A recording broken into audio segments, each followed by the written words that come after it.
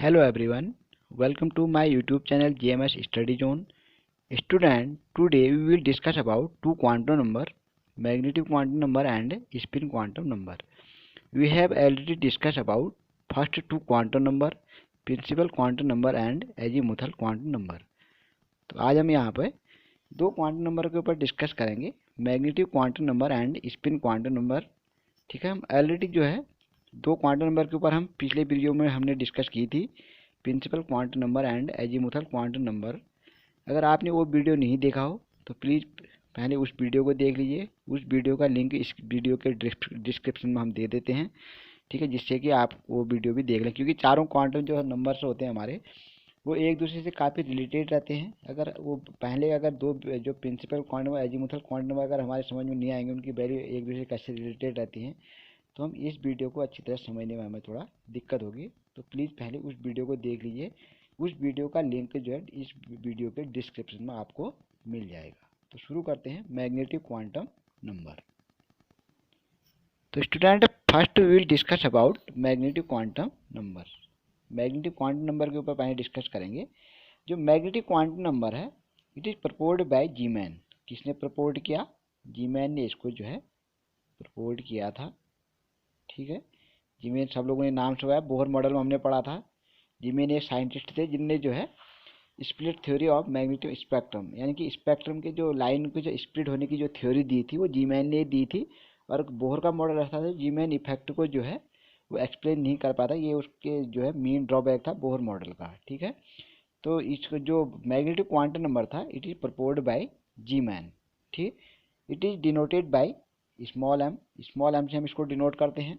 ठीक है, तो वैल्यू ऑफ एम जो होता है, एम की जो वैल्यू होती है वो डिपेंड करती है वैल्यू ऑफ एल पे। किस पे वैल्यू करती है? डिपेंड करती है एल, मतलब एजीमुथल क्वांटम नंबर पे डिपेंड करेगी। यानी कि जो मैग्नेटिक क्वांटम नंबर की जो वैल्यू होती है वो एजीमुथल क्वांटम नंबर के ऊपर डिपेंड रहती है। ठीक है, अब कैसे रहती है? अब इसकी जो वैल्यू रेंज होती है, इसकी जो वैल्यू रेंज होती है वो वैल्यू रेंज, ठीक है, it is value range equal to -L2 plus L। ठीक है, या तो -1 से +1 या हम कर सकते हैं इसके लिए, या दूसरा फॉर्मूला L, ठीक है, 12 + 1 से हम इसका फॉर्मूला लिख देंगे। दो फार्मूला हो सकते हैं, या तो -1 से L से लेके +L तक, या 12 + 1 से इसकी वैल्यू को हम काउंट कर सकते हैं। ठीक है, अब फॉर एग्जांपल अब इसको हम काउंट कैसे करेंगे? जैसे हमारे पास अगर एक यहाँ पर आपको दिया हुआ है, ठीक है, फॉर एग्जांपल आपको यहाँ पर एक टेबल दिख रही है। ठीक है, इस टेबल में आप देखेंगे जो वैल्यू ऑफ एल, यानी कि जो एजीमुथल क्वांटम नंबर है उसकी वैल्यू दे रखी है, 0 दे रखी है, 1, 2, 3, 4 एंड 5। ठीक है, अब ये सबसे अगर एजीमुथल क्वांटम नंबर की वैल्यू 0 होगी, इसका मतलब वो एस का होगा, यानी कि वहाँ पर वैल्यू जो होगी 1 होगी। अब कैसे होगी देखो, हम इसको n-1 से निकालते थे। ठीक है, अब जहाँ पर n की वैल्यू 1 होगी, ठीक है, n की वैल्यू 1 होगी, तो इसका मतलब वहाँ पर जो होगा, अब वहाँ पर जो n की वैल्यू 1 होगी, अब यहाँ पर देखो n इक्वल टू अगर 1 होता है तो l इक्वल टू कितना हो जाएगा? 1 - 1 इक्वल टू 0। ठीक है, और p जहाँ पर होता है, ठीक है, p जब होता है तो p के लिए जो l की वैल्यू होती है 1 होती है, क्योंकि p के लिए जो n इक्वल टू होता है वो 2 होता है, यानी कि n-1 कर देंगे तो 2 - 1 करेंगे तो 1 आएगी। ठीक है, ऐसे d के लिए, d की वैल्यू 3 होती है, d में 3 सब सेल होते हैं। ठीक है, d अगर 3 के -1 कर देंगे तो l की वैल्यू 2 हो जाएगी। f में हमारे पास 4 होती है f की वैल्यू, ठीक है, और f सब सेल में, ठीक है। अब उसके अगर हम f से जो है -1 कर देंगे तो 3 हो जाएगी। ऐसे g में जो है 5 होती है, 5 - 1 कर देंगे तो 4 हो जाएगी। ऐसे 6 से -1 कर देंगे तो 5 हो जाएगी। ठीक है, ये होता है। अब नंबर ऑफ ऑर्बिटल की अगर हम बात करें, इसमें नंबर ऑफ ऑर्बिटल कितने होंगे? ठीक है, नंबर ऑफ ऑर्बिटल निकालने के लिए हम क्या करेंगे? जैसे हमारे पास हम 12 + 1 का हमने फॉर्मूला बताया, उसी को हम यहाँ पर अप्लाई करेंगे, 12 + 1। ठीक है, अब 12 + 1 के अगर हम फॉर्मूला रख दें, अगर एल की वैल्यू 0 दी हुई है, इसका मतलब 2 इंटू 0+1 कर देंगे तो ये 1 हो जाएगी। ठीक है, इसका मतलब एस में जो नंबर ऑफ ऑर्बिटल होंगे वो कितने होंगे, 1 होंगे। समझ में आ रहा है? ठीक है, ऐसे अगर हमारे पास पी की वैल्यू यहाँ पर हमें पी में कितने ऑर्बिटल होंगे ये हमें निकालना है। पी के लिए जो एल की वैल्यू 1 होती है, इसके अकॉर्डिंग हम इसी फॉर्मूला में रखेंगे। तो ये हो जाएगा 2 × 1 + 1 = 3 हो जाएगा। ठीक है, ऐसे अगर हमारे पास अगर हम डी के लिए निकालना है, डी के लिए जो एल की वैल्यू होती है वो 2 होती है। इसका मतलब ये निकालना है कि डी में नंबर ऑफ ऑर्बिटल कितने होंगे। ठीक है, अब डी को हमें यहाँ पर दिया हुआ है। ठीक है, डी के लिए जो एल की वैल्यू है, ठीक है, तो वो दी हुई है कितनी, डी के लिए जो एल की वैल्यू है, एल = होता है कितना, ठीक है, वो रहता है आपका 2। नंबर ऑफ ऑर्बिटल डी में कितने होंगे, वही फॉर्मूला हम लगाएंगे 2l + 1 से, यानी कि 2 × 2 + 1 = 5। तो नंबर ऑफ ऑर्बिटल जो है डी में 5 होंगे। ऐसे अगर हम एफ का निकालें, एफ की जो वैल्यू होती है 3 होती है, 2 × 3 + 1 = 7 हो जाएगा। ठीक है, ऐसे इसका निकालेंगे 2 × 4 + 1 = 9 हो जाएगा। ठीक है, ऐसे ही एस की हम वैल्यू देखें, 2 × 5 + 1 = 11 हो जाएगा।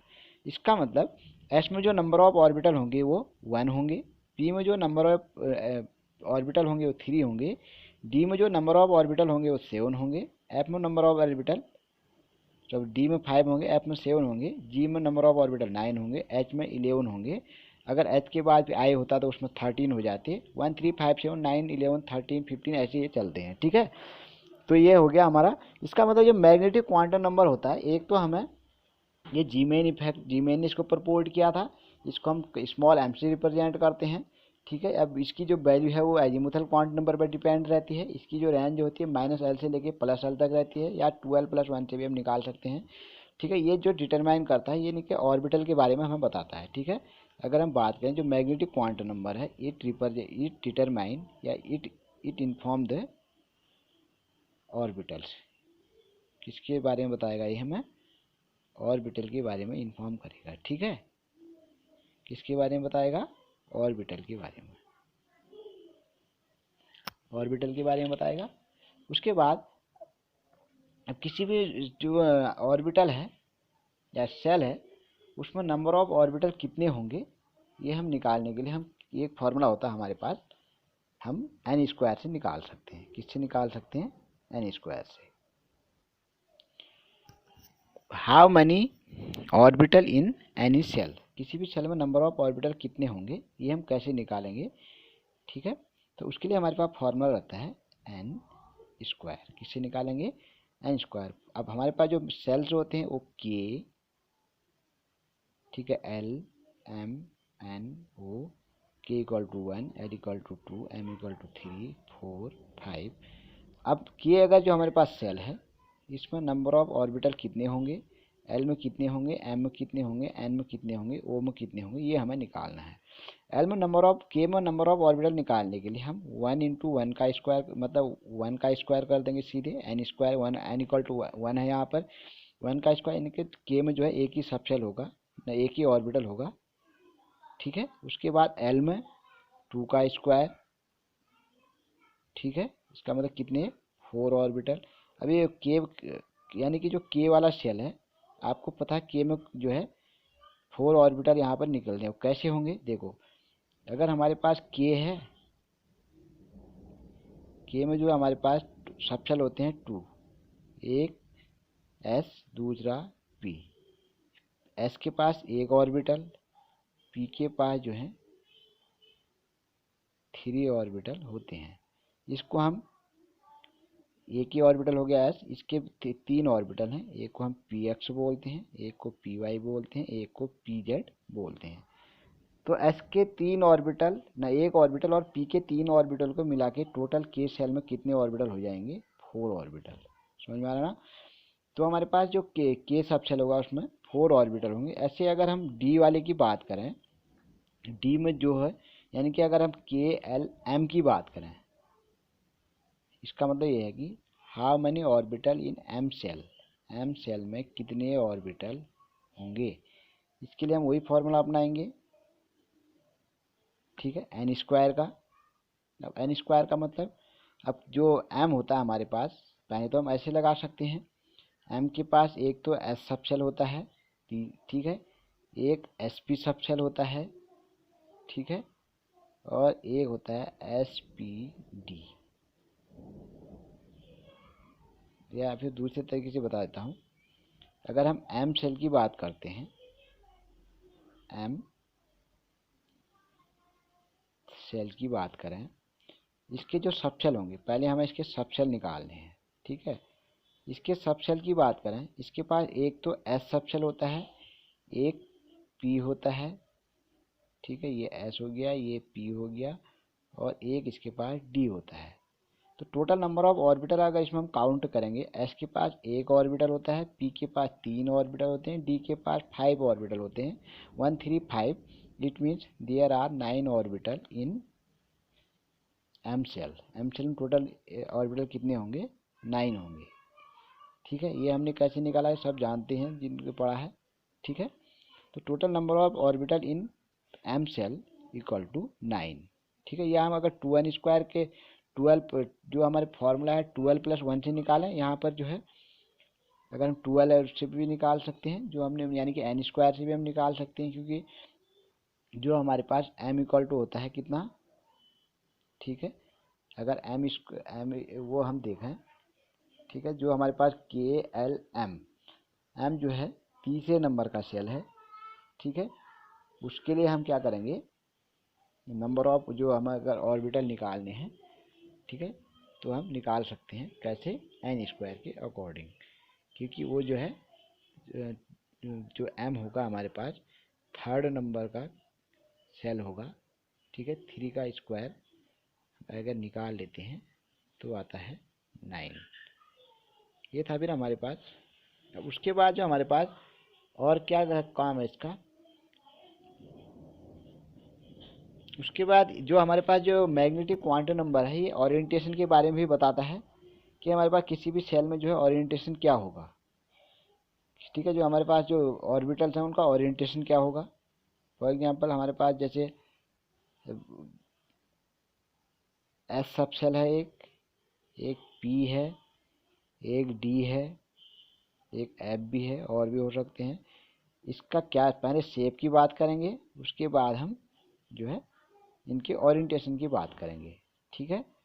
अब पहले शेप की बात करते हैं, इसका सिंपल सा जो है स्फेरिकल शेप होता है। पी का जो शेप होता है वो डंबल होता है, इसका डबल डंबल होता है, इसका थोड़ा कॉम्प्लिकेटेड होता है, डबल डंबल और रोटेशनल लोब के कारण होता है वो, ठीक है। ये था हमारे पास। अब दूसरे क्वांटम नंबर की बात कर लेते हैं हम, स्पिन क्वांटम नंबर जो अगला हमारा।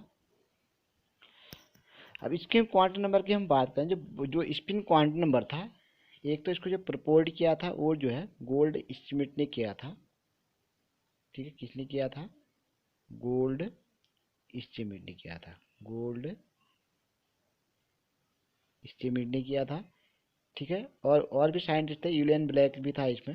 अब इसको जो डिनोट किया जाता है वो जो है स्मॉल एस से डिनोट किया जाता है, ठीक है। ये हमें बताता है कि किसी भी इलेक्ट्रॉन का जो है उस ऑर्बिटल में जो है कितना डायरेक्शन होगा, मतलब डायरेक्शन क्या होगा। क्योंकि हमें पता है कि number of orbital in any orbital exist in maximum और एग्जिस्ट इन टू इलेक्ट्रॉन। किसी भी ऑर्बिटल में जो मैक्सिमम इलेक्ट्रॉन होंगे वो 2 रह सकते हैं। अब उनका जो ओरिएंटेशन होगा वो क्या होगा, जैसे बात करें हमारे पास ये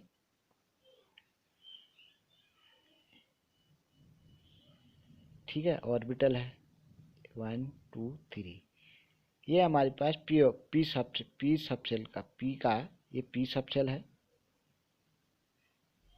ये कौन सा सबसेल है, पी। पी के जो हैं 3 ऑर्बिटल्स हैं ये, ठीक है। अब पी है ये सबसेल, उसके पास पहले ऑर्बिटल का नाम होता है पी एक्स, दूसरे का पी वाई, तीसरे का होता है पी जेड, ठीक है। पी एक्स में फॉर एग्जांपल 2 इलेक्ट्रॉन रहते हैं, ठीक है। तो अब जो इस ऑर्बिटल में 2 इलेक्ट्रॉन रहेंगे, उन दोनों का जो डायरेक्शन, एक का अपवर्ड होता है, दूसरे का जो है डाउनवर्ड होगा। ठीक है, एक का अगर ऐसे होगा, दूसरे का जो है ऐसे होगा। एक का अगर ऐसे होगा तो दूसरे का ऐसे होगा, एक का ऐसे तो दूसरे का ऐसे। समझ में आ रहा है? या एक का ऐसे, दूसरे का ऐसे, तो ऐसे जो है वो अरेंज रहते हैं। तो इसका मतलब जो हमारे पास जो स्पिन क्वांटम नंबर है, एक तो डायरेक्शन को रिप्रेजेंट करता है कि वो किस डायरेक्शन में इलेक्ट्रॉन रहेंगे। ठीक है, एक क्लॉकवाइज रहता है तो दूसरा एंटी क्लॉकवाइज रहता है। जो क्लॉकवाइज जो स्पिन करेगा, ठीक है, जो क्लॉकवाइज स्पिन करेगा उसकी जो वैल्यू होगी वो +½ होती है, और जो टोटल जो हमारा दूसरा होगा जो एंटी क्लॉकवाइज स्पिन करेगा उसकी वैल्यू -½ होगी। ठीक है, अब दूसरा हम इसकी हेल्प से जो है अगर अनपेयर्ड इलेक्ट्रॉन पता करके टोटल स्पिन निकाल सकते हैं। अब वो कैसे निकाल सकते हैं? फॉर एग्जांपल हमने नाइट्रोजन ले रहे हैं, हम नाइट्रोजन ले लेते हैं। ये हमारे पास नाइट्रोजन का एटम है, इसका जो एटॉमिक नंबर होता है वो 7 होता है। इसके 1s में तो 2 इलेक्ट्रॉन होंगे। ठीक है, फिर उसके बाद 2p में 2s में इसके पास 2 इलेक्ट्रॉन जाएंगे, और 2p में इसके पास 3 इलेक्ट्रॉन जाएंगे। अब ये इसका 1s हो गया। ठीक है, 1s में 2 इलेक्ट्रॉन रहते हैं, ये कंप्लीट हो गया है। 2s में भी इसके पास 2 इलेक्ट्रॉन होंगे, तो ये कंप्लीट हो गया। अब आते हैं इसके p की बात करते हैं। ये इसका p हो गया। p में अब तो इसके बाद 3 इलेक्ट्रॉन है p में, एक इलेक्ट्रॉन इसमें फिल होगा, एक इसमें फिल होगा, एक इसमें फिल होगा। अब ये जिसमें एक ऑर्बिटल मैक्सिमम 2 इलेक्ट्रॉन रहते हैं, अगर जब 2 हो जाते हैं तो वो कंप्लीट हो जाता है। इसका मतलब पेयर्ड हो गया, ये कंप्लीट है, ये भी कंप्लीट है। यहाँ पर 2 होने चाहिए, एक है, इसका मतलब ये इनकम्प्लीट है, ये भी इनकम्प्लीट है, ये भी इनकम्प्लीट है। It means there are 3 electrons are unpaired. कितने इलेक्ट्रॉन अनपेयर्ड हैं? 3 इलेक्ट्रॉन। ठीक है, अगर हम इसका टोटल स्पिन निकालें, ठीक है, टोटल स्पिन निकालने के लिए हम क्या करते हैं, एक फॉर्मूला लगाते हैं, हाफ इंटू, ठीक है, नंबर ऑफ अनपेयर्ड इलेक्ट्रॉन। और नंबर ऑफ अनपेयर्ड इलेक्ट्रॉन यहाँ पर 3 है, तो इसकी जो वैल्यू हो जाएगी वो 3½ ±3/2 होगी, ±3/2 होगी। अगर ये वैल्यू 3 माइनस में 3/2 होती तो इलेक्ट्रॉन एंटी क्लॉकवाइज है, अगर प्लस में 3/2 होती है तो ये जो इलेक्ट्रॉन है वो क्लॉकवाइज डायरेक्शन में है। तो ये था हमारे पास कि हम कैसे किसी जो है इलेक्ट्रॉन की जो है मतलब जो 4 क्वांटम नंबर हैं उनके बारे में डिस्कस किया हमने, और उनकी क्या क्या प्रॉपर्टी होती है, क्या क्या उनकी वैल्यूज होती है, यहाँ पर डिस्कस किया। अब इनकी हमें ज़रूरत कहाँ पर पड़ती है ये भी समझ लेते हैं। फॉर एग्जांपल कि हमारे पास कोई क्वेश्चन आ जाता है, ठीक है, ये जैसे हमारे पास क्वेश्चन आ गया, क्वेश्चन वहाँ पर आ गया, if n = 3 then find value of all quantum number। तब सारे क्वांटम नंबर की वैल्यू निकालनी है। n = 3 दिया हुआ है, इसका मतलब हमें प्रिंसिपल क्वांटम नंबर दिया हुआ है, और हमें अब जो बाकी और क्वांटम नंबर हैं, azimuthal quantum number, magnetic quantum number और स्पिन क्वांटम नंबर की वैल्यू निकालनी है। अब इसको हम एक एक करके निकालेंगे यहाँ पे। ठीक है, अब देख लो यहाँ पर लिखा हुआ है n = 3, इसका मतलब प्रिंसिपल क्वांटम नंबर की वैल्यू कितनी है? 3 है। अब सबसे पहले हम अब जो L की वैल्यू निकालेंगे। अब जब n की वैल्यू, जब L की, अगर n की 3 वैल्यू है, इसका मतलब n की वैल्यू वहाँ पर एक तो 1 वैल्यू होगी, एक 2 वैल्यू होगी, एक 3 वैल्यू होगी। ठीक है, इसका मतलब दूसरा, क्योंकि जो है हमारे पास जो प्रिंसिपल क्वांटम नंबर वैल्यू होती है वो होल नंबर में ही होती हैं। अब हम निकालेंगे L की। जब n = 1 होगी तब L = तो, क्योंकि जो n के ऊपर अगर n की जो n के अकॉर्डिंग L की वैल्यू n-1 होती है। अब जब n की वैल्यू 1 हो तब L की वैल्यू n-1 यानी कि 1 - 1 कितनी हो जाएगी? 0। ठीक है, जब L की वैल्यू 2, n की वैल्यू जब 2 हो तब L की वैल्यू कितनी हो जाएगी? n = 2 देन L = 2 - 1 = 1 हो जाएगी। जब L की वैल्यू 3 हो तब L equal to 3 minus 1 equal to 2. It means there are 3 values of azimuthal quantum number L.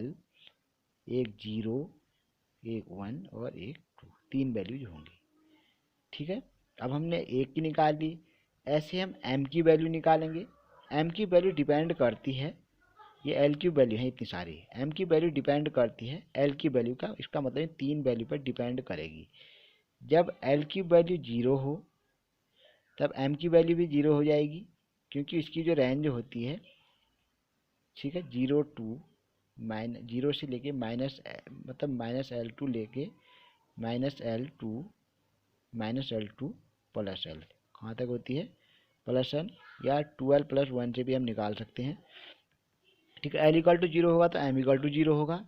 और दूसरा L इक्वल टू जब 1 होगा, it means L equal to 1, then M equal to, एक तो -1 हो जाएगा, एक 0 हो जाएगा और एक जो है +1 हो जाएगा. इट मीन कितनी वैल्यू होंगी, 1 2 3 वैल्यूज होंगी.